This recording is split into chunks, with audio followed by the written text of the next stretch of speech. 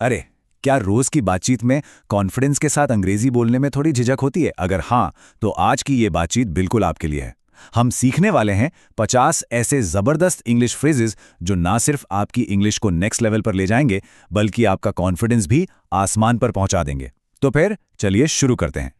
और ये सवाल कि भाई रोज की लाइफ में बिना रुके एकदम कॉन्फिडेंस से इंग्लिश कैसे बोलें, ये सवाल तो हम सबके मन में आता ही है ना?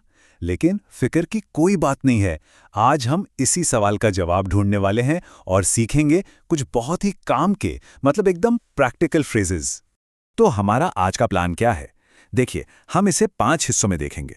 सबसे पहले रोज काम आने वाली इंग्लिश, फिर बातचीत को मजेदार बनाने वाले कुछ बूस्टर्स, उसके बाद काम की जगह और डेली सिचुएशंस में काम आने वाले फ्रेजेस, फिर हम देखेंगे वो वाली इंग्लिश जो आपका कॉन्फिडेंस बढ़ाएगी, और आखिर में सबसे जरूरी, इन सब की प्रैक्टिस कैसे करनी है। तो तैयार हैं सब? चलिए पहले सेक्शन से शुरू करते हैं। यहां हम वो सिंपल से फ्रेजेस देखेंगे जो हमारी रोज की बातचीत का बेस है, मतलब एकदम फाउंडेशन। तो पहला फ्रेज है I am about to leave. इसका मतलब है मैं निकलने ही वाला हूं। अगला है आई जस्ट रीच्ड, मतलब मैं अभी अभी पहुंचा हूं। फिर आता है आई एम रनिंग लेट, जिसका मतलब है मुझे देर हो रही है। और ये वाला तो बहुत काम का है, I will be right back, यानी मैं बस अभी आया। और फोन पर अक्सर काम आता है, आई कांट हियर यू, मतलब आपकी आवाज नहीं आ रही। चलिए कुछ और देखते हैं। इसका मतलब है जोर से बोलो। फिर है I am not in the mood, मतलब मेरा मूड नहीं है या मेरा मन नहीं है। तब ये ठीक ना हो तो कह सकते हैं आई फील बेटर नाउ, अब मुझे अच्छा लग रहा है। और ये तो हम सब बोलते हैं, I am used to it, मुझे इसकी आदत है।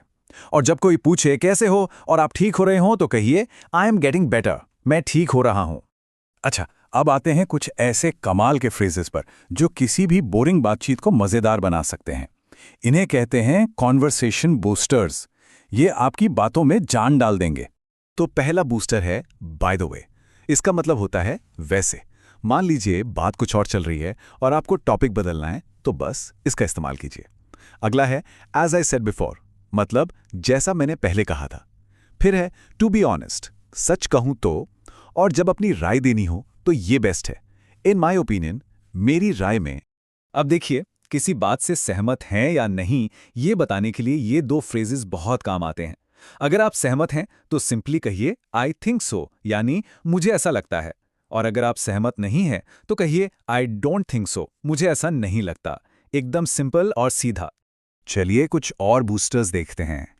किसी ने कोई आइडिया दिया तो आप बोल सकते हैं दैट्स अ गुड आइडिया, ये अच्छा आइडिया है। या फिर that's not a good idea, ये आइडिया कुछ ठीक नहीं है। और जब आप किसी चीज को लेकर श्योर ना हो तो कह सकते हैं लेट्स सी, चलो देखते हैं, या वी विल सी, देखेंगे। देखिए, एक अच्छी बातचीत हमेशा टू वे होती है ना? ऐसा नहीं कि बस हम ही बोलते रहें। सही सवाल पूछना और सही से रिएक्ट करना भी उतना ही जरूरी है। तो ये सेक्शन इसी बारे में है। बातचीत को आगे बढ़ाने के लिए ये कुछ बेहतरीन सवाल हैं। पूछिए व्हाट्स हैपनिंग, मतलब क्या चल रहा है। किसी की राय जाननी है तो पूछे व्हाट्स योर ओपिनियन, आपकी क्या राय है। या फिर व्हाट यू सजेस्ट, आप क्या सलाह देंगे। और जब कोई आपको कुछ हैरान करने वाला बताए तो आप पूछ सकते हैं हाउ डू यू नो, आपको कैसे पता। या फिर आर यू सीरियस, क्या आप मजाक तो नहीं कर रहे। अब सीखते हैं कि किसी की बात पर रिएक्ट कैसे करें। ये छोटे छोटे शब्द दिखाते हैं कि आप ध्यान से सुन रहे हैं। जैसे रियली, हाँ सच में। कुछ बढ़िया लगे तो कहिए दैट्स अमेजिंग, वाह क्या बात है। कुछ हैरान करने वाला हो तो दैट्स सरप्राइजिंग। कोई मजेदार बात हो तो दैट्स फनी, ये तो मजेदार है। और कुछ अजीब लगे तो दैट्स स्ट्रेंज, ये थोड़ा अजीब है। अब बात करते हैं उन फ्रेजेस की जो ऑफिस में या रोज के काम करते वक्त बहुत हेल्प करेंगे। इनसे आप ज्यादा प्रोफेशनल लगेंगे और काम भी आसानी से होगा। ये फ्रेजेस दिखाते हैं कि आप जिम्मेदार हैं। जैसे आई विल हैंडल दिस, मतलब ये मैं देख लूंगा। अपनी टीम को मोटिवेट करना हो तो कहिए लेट्स फिनिश दिस, चलो इसे खत्म करते हैं। अगर थोड़ा और टाइम चाहिए तो बोलिए आई नीड मोर टाइम, मुझे और वक्त चाहिए। और काम का स्टेटस बताना हो तो कह सकते हैं I am working on it, मैं इस पर काम कर रहा हूं। या इट्स ऑलमोस्ट डन, ये बस होने ही वाला है। देखिए, ऑफिस की बातचीत में क्लैरिटी बहुत जरूरी है। किसी को बताना हो कि आप जानकारी देंगे तो कहिए आई विल अपडेट यू। किसी से कुछ चेक करवाना हो तो प्लीज चेक दिस। जानकारी चाहिए तो कहिए लेट मी नो, मुझे बता देना। हार नहीं माननी तो कहिए आई विल ट्राई अगेन, मैं फिर से कोशिश करूंगा। और हाँ, जब सीधे सीधे बोलना हो तो डोंट मेक एक्सक्यूजेस, बहाने मत बनाओ।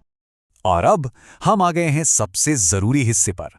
ये सिर्फ शब्द नहीं है, ये वो बातें हैं जो आपके अंदर कॉन्फिडेंस भर देंगी। ये है कॉन्फिडेंस वाली इंग्लिश। इन फ्रेजेस को आप एफर्मेशंस की तरह यूज कर सकते हैं, मतलब वो पॉजिटिव बातें जो हम खुद से कहते हैं। इनको बोलने से आपका कॉन्फिडेंस वाकई बढ़ेगा। जैसे I believe in my self, मुझे खुद पर यकीन है। आई एम इम्प्रूविंग, मैं बेहतर हो रहा हूं। आई विल नॉट क्विट, मैं हार नहीं मानूंगा। और दूसरों को हिम्मत देनी हो तो कहिए स्टे स्ट्रांग, हिम्मत रखो और कीप मूविंग फॉरवर्ड, आगे बढ़ते रहो। चलिए 1 मिनट के लिए इस एक फ्रेज पर रुकते हैं। I believe in my self. इसे सिर्फ बोलिए नहीं, महसूस कीजिए। ये सिर्फ एक लाइन नहीं है, ये एक यकीन है। जब आप ये खुद से कहते हैं तो आप अपनी ताकत पर भरोसा करते हैं। इसी पॉजिटिव एनर्जी के साथ आगे बढ़ते हैं। डोंट लूज होप, उम्मीद मत हारो। फेस द चैलेंज, चुनौती का सामना करो। बी कॉन्फिडेंट, कॉन्फिडेंट रहो। थिंक पॉजिटिव, अच्छा सोचो। और जब किसी की तारीफ करनी हो, उसे हिम्मत देनी हो तो कहिए यू आर डूइंग ग्रेट, आप बहुत अच्छा कर रहे हैं। तो हमने 50 फ्रेजेस सीख लिए हैं, लेकिन ये तो सिर्फ शुरुआत है। असली जादू तो प्रैक्टिस में है। तो चलिए अब ये देखते हैं कि इन्हें अपनी आदत में कैसे लाया जाए। यहां एक बहुत ही सिंपल 3 स्टेप प्लान है। स्टेप 1, आज जो सीखा उसमें से कोई भी 10 फ्रेजेस उठाइए और उनसे अपने सेंटेंस बनाइए। स्टेप 2, कोई भी 5 फ्रेजेस चुनिए और उनसे एक छोटी सी बातचीत बनाने की कोशिश कीजिए, मन में ही सही। और सबसे इंपॉर्टेंट स्टेप 3, हर रोज सिर्फ 5 से 10 मिनट इंग्लिश बोलने की प्रैक्टिस कीजिए, चाहे शीशे के सामने खड़े होकर ही क्यों ना हो। और एक बात याद रखिए, कंसिस्टेंसी मतलब लगातार कोशिश करना, यही सबसे जरूरी है। ये जो स्क्रीन पर लिखा है ये एक वादा है। अगर आप इस प्लान को फॉलो करते हैं तो सिर्फ 30 दिनों में अपनी इंग्लिश में एक जबरदस्त बदलाव महसूस करेंगे। तो सवाल अब यह है, क्या आप इस 30 दिन के चैलेंज के लिए तैयार हैं?